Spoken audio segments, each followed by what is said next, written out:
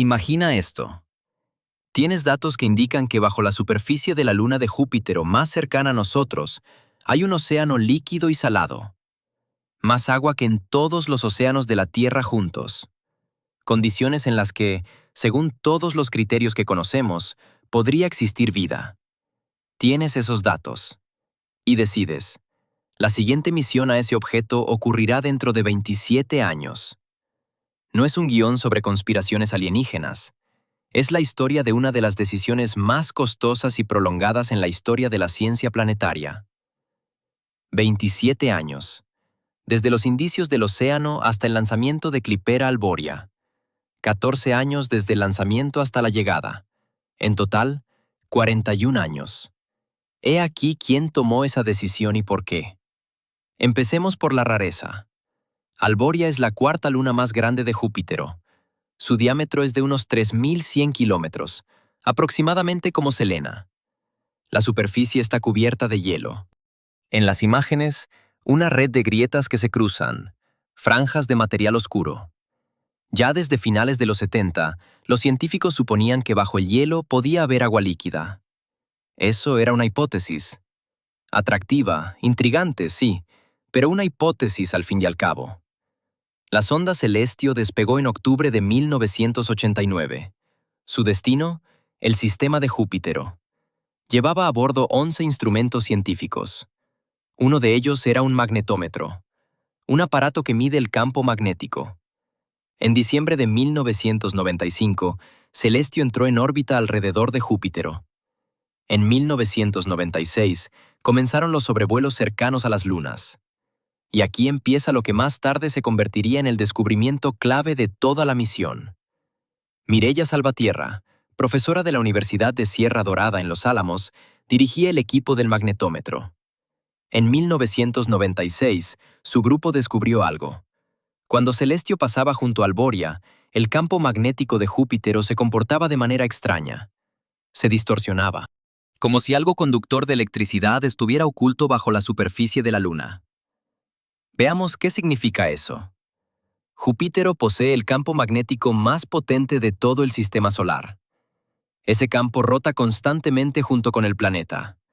Cuando atraviesa algo conductor, en esa sustancia se induce una corriente eléctrica propia. La corriente genera su propio campo magnético. Ese campo se suma al principal y el magnetómetro registra la anomalía. Para que esto funcione, hace falta un buen conductor eléctrico. El hielo conduce mal. Las rocas silicatadas también. Pero el agua salada es un conductor excelente. La conclusión de Salvatierra fue esta. Bajo la corteza helada de Alboria hay una capa de agua salada líquida. Global, porque la anomalía se registró en cada sobrevuelo, desde cualquier lado de la Luna. El artículo apareció en Naturaleza Científica en marzo de 1998. Título: Pruebas de agua líquida en el interior de Alboria a partir de mediciones del campo magnético. Los autores: Salvatierra y 7 coautores. No fue un comunicado de prensa lleno de signos de exclamación. Fue un artículo científico revisado por pares, con datos concretos.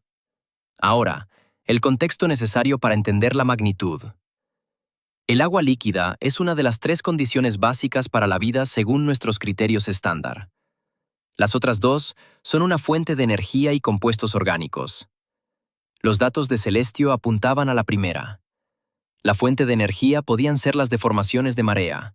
Júpiter amasa gravitacionalmente a Alboria, generando calor en su interior. Es un mecanismo geofísico bien conocido.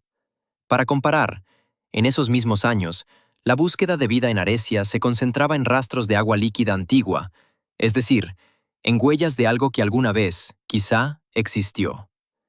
En Alboria, en cambio, había datos de que el agua líquida existe ahora mismo. Esa es una diferencia fundamental. Para 2003, cuando terminó la misión Celestio, la comunidad científica tenía lo siguiente: 19 sobrevuelos de Alboria. Datos del magnetómetro en cada uno de ellos, apuntando de forma consistente a una capa salina conductora. Imágenes geológicas de la superficie helada con grietas características del movimiento del hielo sobre una capa líquida. Indicios de criovulcanismo. Emisiones de vapor de agua en ciertas regiones. Ninguno de estos hallazgos fue llamado oficialmente prueba de vida, pero el conjunto de los datos dibujaba una imagen clara. Alboria era el mejor candidato para buscar vida extraterrestre en el sistema solar. No es una exageración periodística. Es una formulación que los propios científicos usan en publicaciones académicas desde finales de los 90. Comprobemos cuán fiables eran los datos del magnetómetro y por qué eso importa precisamente ahora. La anomalía magnética de Alboria no era única. Celestio encontró señales parecidas en otras dos lunas jovianas, Calista y Ganímedo. Ganímedo tiene su propio campo magnético, lo que complica la interpretación. En Calista, la señal era más débil. Alboria dio la señal más limpia, más reproducible y más intensa de las tres. Esto importa. No era una única observación que pudiera atribuirse a una interferencia casual. Salvatierra y su equipo publicaron los datos por etapas. Primero, en 1996 y 1997, indicios de un campo inducido. Luego, en 2002, tras sobrevuelos adicionales, un artículo en Ícaro Solar con un análisis detallado. Para entonces, la conclusión era inequívoca. Un campo dipolar inducido, compatible con una capa global de electrolito a varias decenas de kilómetros de profundidad. La explicación más simple era un océano salado. Las alternativas, por ejemplo, una capa de silicatos parcialmente fundida, producían una señal más débil. En paralelo a los datos magnéticos, trabajaba el grupo geológico. Las cámaras de Celestio fotografiaron la superficie de Alboria durante varios sobrevuelos con una resolución de entre 5 y 20 metros por píxel. Para aquella época, eso era comparable a las mejores imágenes de Aresia. En ellas se ven lineae, estructuras lineales formadas por el movimiento del hielo. Se superponen unas sobre otras en un orden determinado, a partir del cual puede reconstruirse la historia de las deformaciones. El relieve caótico, el llamado chaos terrain, son regiones donde la superficie parece un conjunto de témpanos arrojados al azar. Eso recuerda al hielo marino de la Ártica, cuando se quiebra y vuelve a congelarse. El único mecanismo que explica de forma convincente esa geología es la convección de agua templada bajo la corteza helada, creando una presión desigual sobre el hielo desde abajo. Ambas líneas de datos, la magnética y la geológica, apuntaban en la misma dirección. Y aquí es donde empieza lo que exige un análisis. En octubre de 2003, la AEEU dirigió a Celestio hacia una colisión con Júpitero. La sonda se consumió en la atmósfera del planeta. Fue una decisión deliberada. La justificación: Celestio llevaba a bordo una fuente de energía de radioisótopos, plutonio 238. Si la órbita se degradaba, la sonda podía caer sobre uno de los satélites. Si hubiera caído sobre Alboria, habría contaminado la superficie con microbios terrestres que potencialmente mogli sobrevivir a bordo durante 14 años de operación. A eso se le llama protección planetaria. La lógica es no permitir la contaminación biológica del objeto que quieres estudiar en busca de vida. La decisión estaba justificada, pero su consecuencia fue esta. Tras la destrucción de Celestio, la humanidad no tuvo ni un solo aparato operativo en el sistema de Júpitero hasta 2023, cuando llegó allí la sonda europea JUMEX. 20 años sin instrumentación junto a Júpitero, después de haber encontrado allí al mejor candidato para la vida. Hay además otra circunstancia que en los materiales públicos normalmente no se menciona. Para 2003, la antena de alta ganancia de Celestio, la principal, jamás llegó a desplegarse por completo.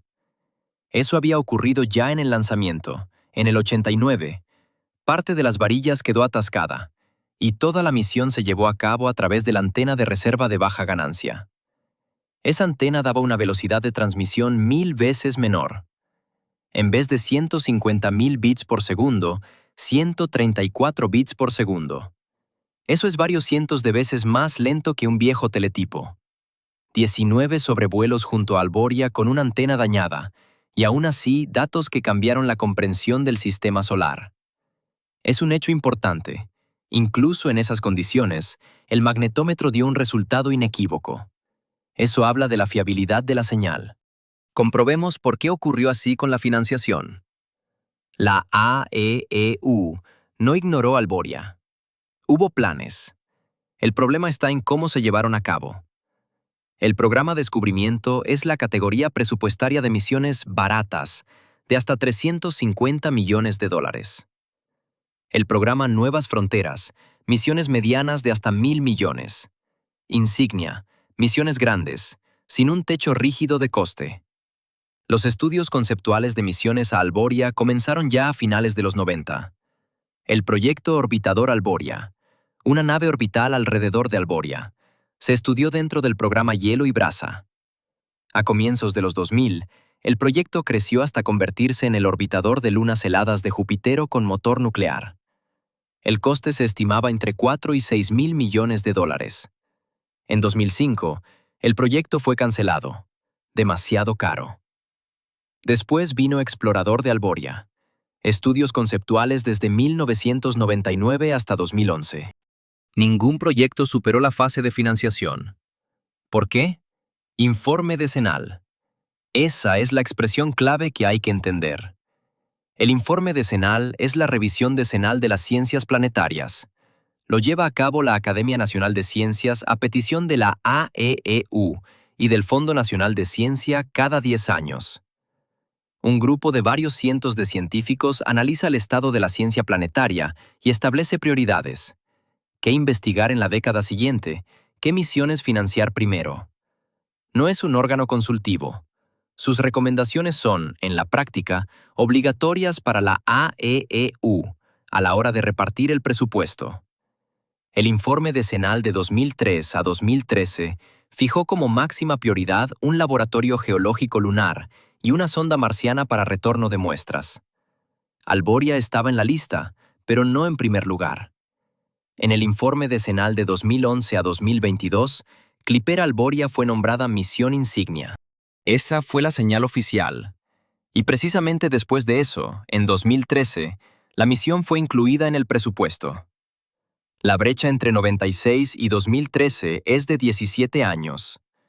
La brecha entre la inclusión en el presupuesto y el lanzamiento, otros 11. En total, 28 años desde los datos hasta el lanzamiento. Fue una decisión. No un misterio. Digamos quién tomó esa decisión. El informe decenal de 88 a 90 no incluía a Alboria entre las prioridades. Aún no existían datos sobre el océano. El de 99 a 2008. Alboria aparece, pero no como prioridad principal. Celestio aún seguía funcionando, los datos se acumulaban. 2011. Por primera vez, recomendación directa de una misión insignia. En paralelo, las Cortes Federales. Las misiones a Alboria fueron bloqueadas o recortadas varias veces, no por un comité científico, sino por comités presupuestarios. En 2005, las Cortes Federales cancelaron la financiación del orbitador de lunas heladas de Júpiter, no por razones científicas, sino presupuestarias.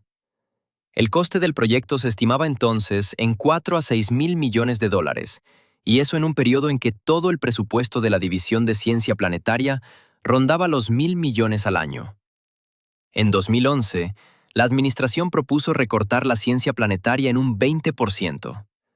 En respuesta, la comunidad científica organizó una campaña pública, sin precedentes para el medio académico. Cientos de científicos escribieron al Congreso. La Sociedad Planetaria lanzó una petición. La financiación se restauró parcialmente, pero no por completo. Un ejemplo concreto. En 2012, la AEEU se vio obligada a salir de la misión conjunta con la Agencia Espacial Europea hacia Júpiter y Alboria debido a restricciones presupuestarias. La Agencia Espacial Europea continuó sola. Eso se convirtió en JUMEX. La AEEU regresó con una clipera separada. Dos agencias vuelan hacia un mismo sistema, con calendarios distintos, duplicando parte de las tareas. Eso también es resultado de la política presupuestaria. En 2011, los congresistas que recortaron la ciencia planetaria votaron a favor de financiar el sistema de lanzamiento mayor, el cohete que se construye en sus estados. No es un caso único. La lógica de prioridades en el programa espacial estadounidense funciona así.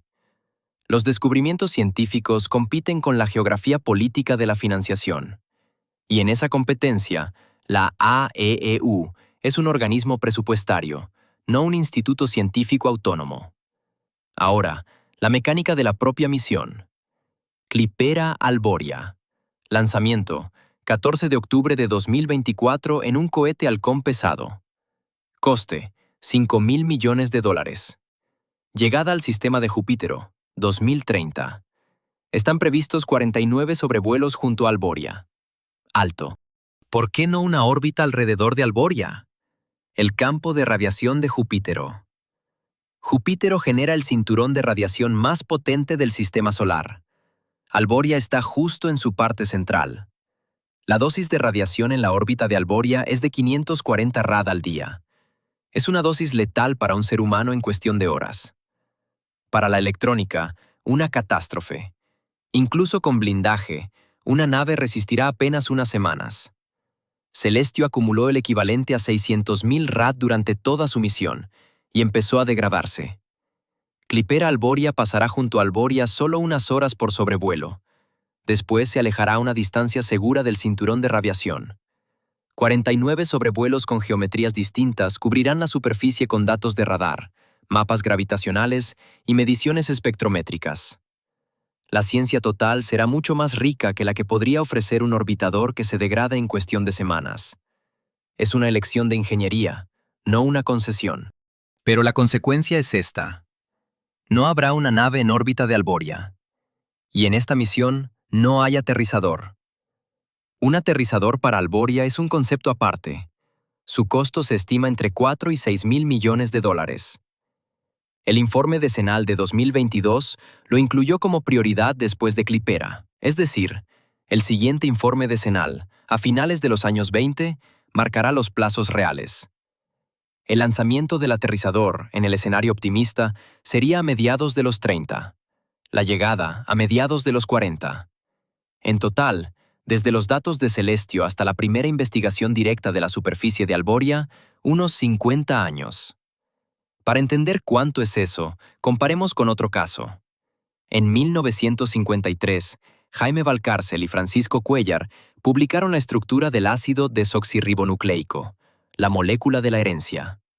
Fue un hallazgo fundamental, la base molecular de la herencia. 10 años después, se desarrolló el primer concepto funcional de secuenciación genética. 40 años después, se puso en marcha el proyecto Genoma Humano. 53 años después, quedó completado en 2003. 53 años desde el descubrimiento hasta un resultado práctico en medicina fueron criticados como un plazo excesivamente lento. Pero se trataba de investigaciones sobre el genoma humano, donde existían obstáculos políticos, bioéticos y tecnológicos. En Alboria hay menos obstáculos. El agua líquida allí no hace falta reproducirla en un laboratorio. No hace falta extraerla. Solo hay que llegar, perforar unos metros de hielo, tomar una muestra y analizarla. Técnicamente es más difícil que entregar un rover, pero no de forma esencial. Ya existe el precedente de perforación en hielo antártico austral a más de 3 kilómetros de profundidad, donde se encontraron microorganismos vivos. Ya existe la tecnología de fuentes de energía atómica suborbitales. La limitación principal no es la tecnología. La limitación principal es el dinero y la cola de prioridades. Clipera Alboria lleva 9 instrumentos científicos, entre ellos el magnetómetro de nueva generación Hielo-Mag, desarrollado entre otros por el grupo de sucesores de Salvatierra. Su tarea es confirmar y cartografiar en detalle aquello que Celestio encontró en el 96. También lleva a bordo un radar de sondeo del hielo capaz de ver estructuras hasta 30 kilómetros de profundidad.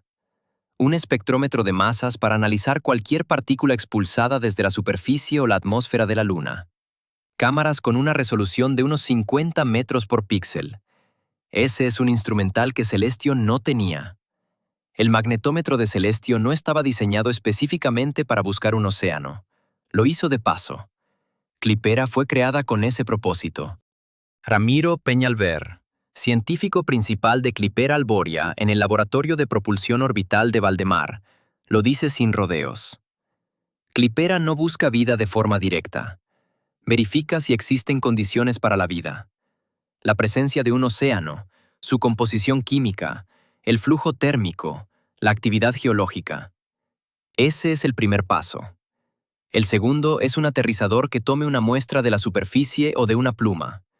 El tercero, un laboratorio que analice esa muestra.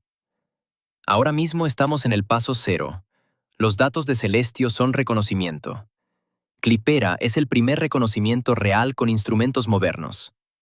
Veamos qué dará exactamente Clipera y qué no dará. El magnetómetro YellowMag, siglas de caracterización interior de Alboria mediante campo magnético, tiene una precisión varias veces mayor que la del instrumento de Celestio. Podrá determinar el grosor de la corteza helada. Hoy las estimaciones van de 3 a 30 kilómetros. Y caracterizar con mayor exactitud la conductividad del océano, de la que se deduce su salinidad. El radar sondeo. Radar para evaluación y sondeo de Alboria, del océano a la superficie. Trabaja en 2 bandas de frecuencia, 9 y 60 MHz. La frecuencia más baja penetra más profundo. La más alta da mejor resolución en la capa superficial. Su tarea es el sondeo directo del caparazón de hielo. Si debajo hay agua, el radar debería detectarla. El espectrómetro de masas. Espectra. Espectrómetro de masas para exploración planetaria. Alboria expulsa periódicamente vapor de agua y partículas de hielo desde regiones geológicamente activas. Eso lo vio Héctor en 2012 y 2016. Si Clipera atraviesa una de esas plumas, Spectra analizará su composición. Moléculas orgánicas, peróxido de hidrógeno, aminoácidos, si están allí. La cámara térmica TERMIS, sistema de imagen térmica de emisión de Alboria, hará mapas de la radiación térmica de la superficie. Las zonas cálidas señalan lugares de contacto con líquido o regiones geológicamente activas. Precisamente allí es donde son más probables las salidas de material del océano hacia la superficie. Las cámaras SIA, Sistema de Imagen de Alboria, alcanzarán una resolución de hasta 50 centímetros por píxel en los sobrevuelos cercanos. Eso es 40 veces mejor que las mejores imágenes de Celestio.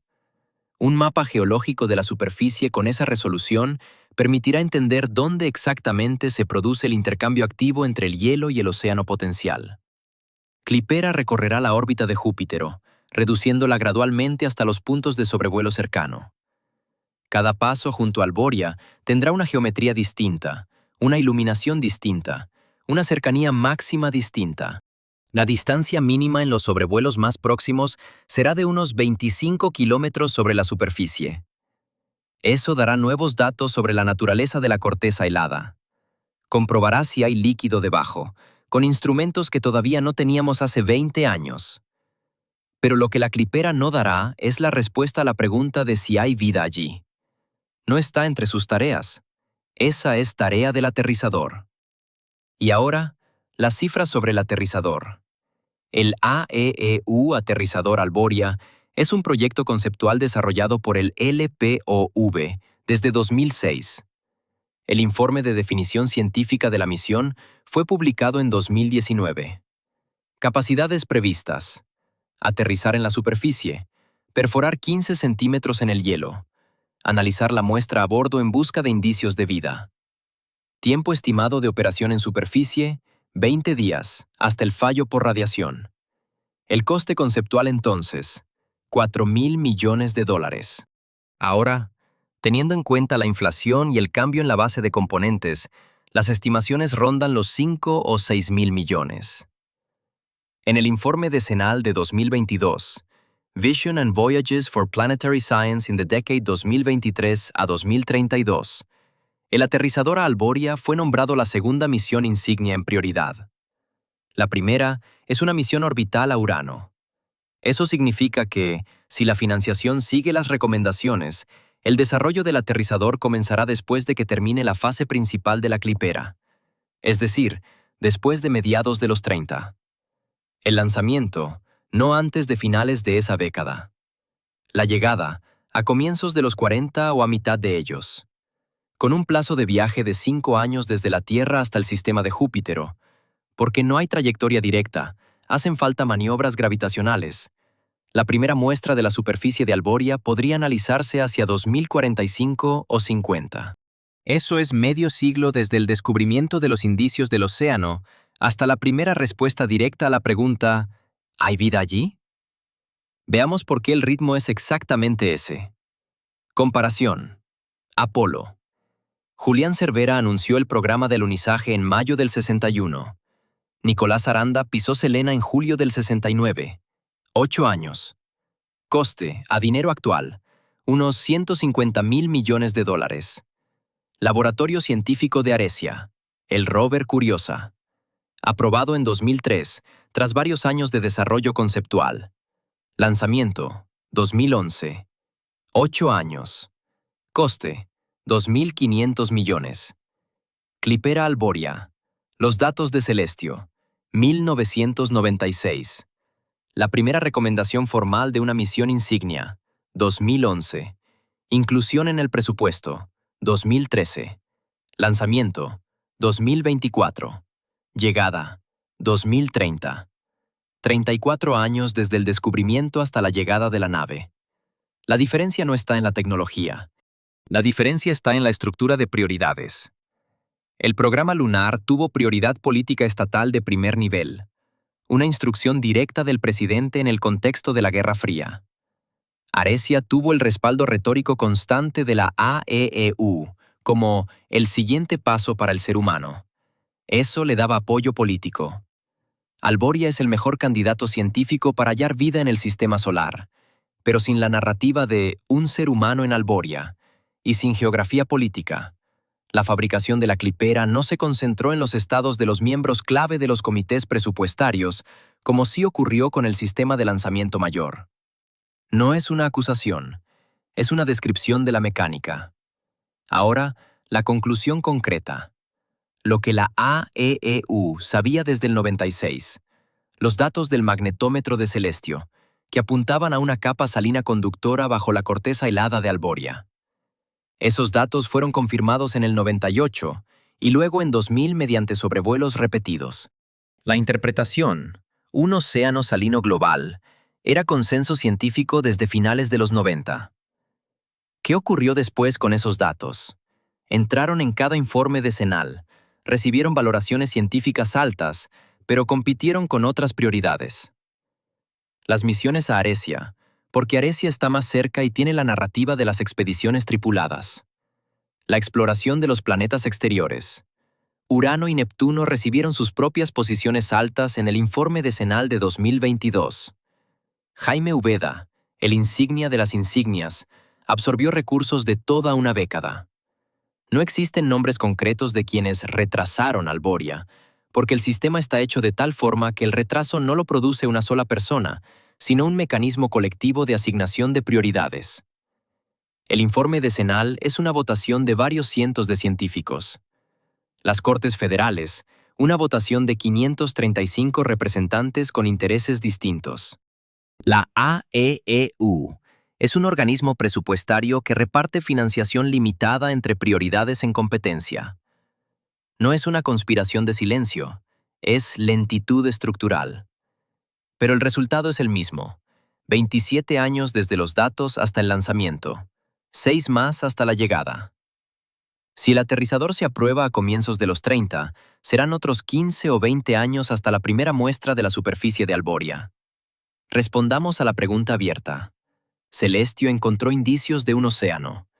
Era 1996. La persona que entonces apenas comenzaba su carrera científica y trabajaba en este tema, hoy está cerca de jubilarse. Verá llegar a la clipera a Júpitero, pero el aterrizador, en el mejor de los casos, llegará ya sin ella. La búsqueda de vida en el sistema solar avanza al ritmo de las generaciones, no porque la física no permita ir más rápido, ni porque falten datos, sino porque, en un sistema competitivo de prioridades financiado por decisiones presupuestarias con un horizonte de planificación de 4 años, los proyectos de 50 años siempre pierden frente a los más urgentes. La clipera llegará en 2030, 49 sobrevuelos, nuevos datos sobre química y geofísica. Es buena ciencia, es una misión necesaria. Pero la pregunta que debía haber empezado a plantear en 2005, empezará a plantearla en 2030. Es una decisión, no un misterio. La decisión de que durante otros 25 años nos conformamos con no saber. Pero aquí es importante añadir una capa que en las discusiones públicas suele omitirse. Esta decisión no es exclusiva de la AEEU. Es una limitación sistémica de toda la ciencia planetaria. La Agencia Espacial Europea lanzó la misión JUMEX, explorador de lunas heladas de Júpiter, en abril de 2023. Llegada al sistema de Júpiter, 2031. El objetivo principal de JUMEX es Ganímedo, no Alboria. Alboria tendrá solo 2 sobrevuelos cercanos. La razón es la misma: la radiación. La Agencia Aeroespacial Japonesa estudió el concepto de una misión a Alboria. La Agencia Espacial India discutió proyectos conjuntos. Ninguno superó la fase de financiación. Es un patrón. El mejor candidato para la vida en el sistema solar no está bajo la jurisdicción del país que toma la decisión de financiación. O, más exactamente, la decisión de financiación no está dictada solo por el valor científico del objeto. La dictan también la madurez tecnológica, los ciclos presupuestarios, el apoyo político y la prioridad de otras tareas. ¿Vale Alboria esos 50 años? No es una pregunta retórica. Tiene una respuesta concreta, según lo que consideremos prioritario. Si la búsqueda de vida fuera de la Tierra es una prioridad científica de primer orden, entonces el ritmo actual no corresponde con esa prioridad declarada. 27 años sin una nave en el sistema del objeto con los mejores indicadores de habitabilidad del sistema solar es una decisión que puede defenderse como una asignación razonable de prioridades o criticarse como una subestimación sistémica de la tarea científica más importante.